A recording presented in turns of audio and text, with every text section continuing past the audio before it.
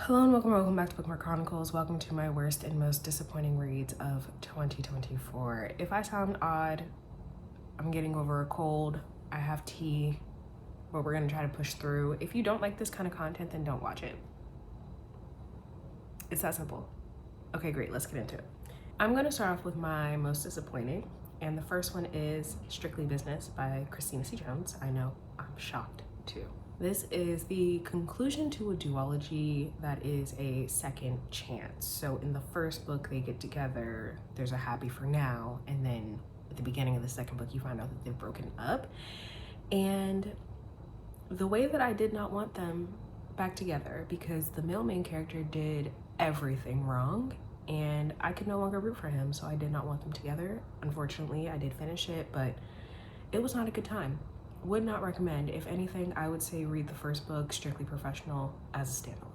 Next is Worth It by Lady Marie. This is the first book in her Sisters in Serendipity series. This is fake dating, which I love. I love the banter between the two characters, but there were side characters that pissed me the fuck off, number one. And two, I get that part of the point in fake dating is like the angst and the pining, but like, communicate. Yeah, that's it, just fucking communicate. The next one might be a little controversial. It is A Good Girl's Guide to Murder. I have finished the first book in DNF the series. Pippa is too fucking dumb to live. She keeps putting herself in dangerous situations, having absolutely no regard for her own well-being or the well-being of people around her, and the bitch is dumb. On top of that, she's given very clear instructions not to do something and immediately does the opposite in the very first chapter, so we already got off on the wrong foot. But also, Pippa just isn't likable. I don't care what anyone says. I do not like that little girl, and she needs to learn how to stay in her fucking lane. You know how in Cozy Mysteries, the amateur sleuth is always doing dumb shit, asking people intrusive questions, and just putting herself in a situation that she should never be in? That's Pippa, but times a million. Next is Rise of Empire by Michael J. Sullivan, the second book in the Raya Revelation series. Middle book syndrome. We needed to get to a certain point for book 3, and why we took the route that we did, why we were introduced to new characters who mean nothing, why we had this entire side quest that made no sense, I don't know. Low key, I kind of feel like we could cut out the middle book. I don't think this was necessary. It wasn't needed. It wasn't as fun as the first or the last book. And I'm gonna chalk it up to middle book syndrome. Next is Heavenly Tyrant, the sequel to Iron Widow. The thing about this is that everything in here happens for a reason, and I understand the reasons, but after having waited so long for it, and with the way that Iron Widow ends, my expectation of what we were going to get was not met. We end Iron Widow with a lot of hopes for certain things and certain plot points for characters, and we don't get any of that. Plus, the cliffhanger that we end with in Iron Widow takes forever to be addressed.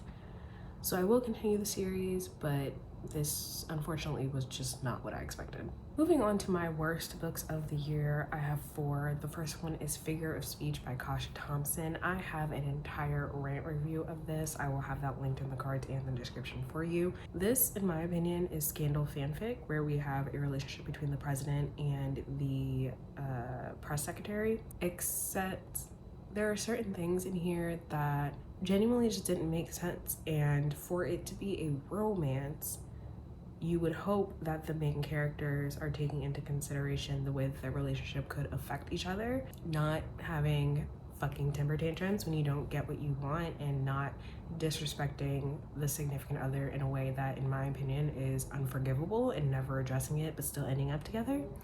Like I said, I'll link the review, but I would not recommend this. Next is Second Tides to the Charm. I had an arc of this, and I read it in my NetGalley art collaboration vlog that I did with Heather at the beginning of the year. This is a second chance romance where we never really get answers about why they broke up, what kept them apart, and why they should get back together, which are 3 things that I need answered if I'm gonna read a second chance. Overall, this entire book was a complete fucking waste of time. I hated it. Everything that the characters did was fucking stupid. There was no real point. Like, A lot of this shit could have been fixed with communication, and instead of communicating, they just awkwardly walk on eggshells around each other all the fucking time, and it was entirely too long. The last two are both cozy mysteries that I read for Black Queen, starting with A Deadly Inside Scoop. First of all, Bronwyn is dumber than a bag of rocks. And then her friend is also dumb as fuck, but the two of them decide to amateur sleuth together. Literally, things are happening, and Bronwyn's like, what? When did that happen? How did that happen? Why would that happen? Oh my god. And I'm just like, bitch, why are you even here? Another character who is just so fucking dumb and lacks common sense that you can't root for her at all. And then the last one is A Glimmer of Death. Typically in a cozy mystery, the main character gets involved because they're connected to the murder somehow. Either themselves or someone that they care about is being accused of said murder. And that's not the case here. Odessa is vaguely connected to it, but not really. Yet all of a sudden, all of this is centering around her. People are calling her like, you're the only person that I have. You're my best friend. And I'm like, where? At the beginning of the book, y'all didn't know each other. Y'all want me to believe that y'all are a big happy family? When did those bonds form? Because y'all were strangers 20 pages ago. Why are you so heavily involved in this situation when nothing has anything to do with you? It's like if I went and knocked on the door of an apartment in my building that I'd never been to and been like, hey, you're my new bestie. They would think I was fucking crazy. And that's kind of how I felt while I was reading this. Do not recommend. Don't do it.